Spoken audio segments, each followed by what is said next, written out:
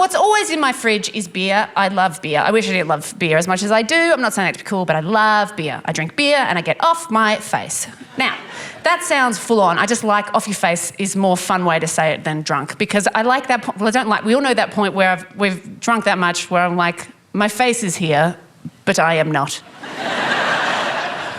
I also quite like off your tits. So I was off my tits, mate. Although I don't know if I've ever been that drunk that someone's going, Celia, where are your tits? I'm like, I don't know, off. They can do what they like. I'm not their real dad. And you better believe the night I found my wallet in my fridge after a week, I sat out the back of my house and I smashed some beers. And I wrote in my notebook, as I always do, but I was furious. I was like, it can't just be me in charge. I'm an idiot. I just left my wallet in my fridge. It can't just be me. And then I thought maybe Tony meant I shouldn't have kids. You know when sometimes when people say can't when they mean don't, you know? And I hated that no matter what happens, I'm always going to have what he said in my mind, right? And I hated that now I had to realise that, yeah, actually this whole time I have been carrying around a belief that no matter what happens, it is for something. And now that I've been forced to actually look at that belief, I can't believe that. So now I just have this no belief. And I just sat there and I managed to focus all of the anger and all of the uncertainty and all of the frustration I had about all of the questions and just managed to blame it squarely on Tony for forcing me to ask the questions. And then I got drunk and I got mad, and then I realised I've got his email address.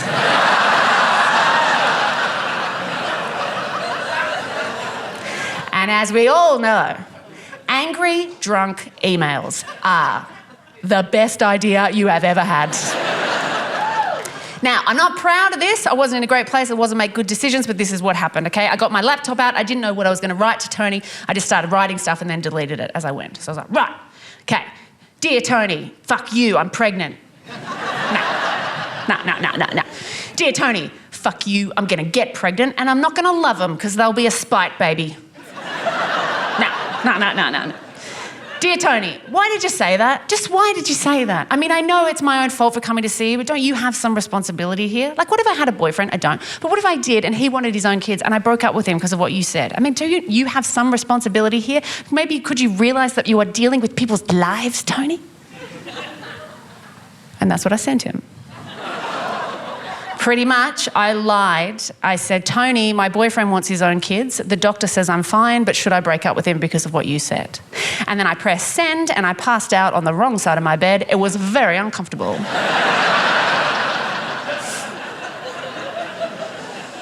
True. Now, I did not hear back from Tony, and my life continued in kind of free fall.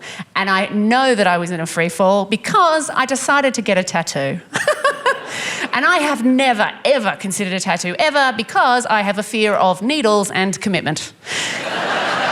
I don't understand how anyone could be so sure. But for the first time, it was about doing something that I can control. Like, I was like, yeah, I could take charge and make something permanent when everything felt like chaos, right? Because whenever I see people with tattoos, I'm fascinated because I've gone, that's a person who's gone, yes, this, forever. Which blows my mind. This is the most incredible tattoo I've ever seen.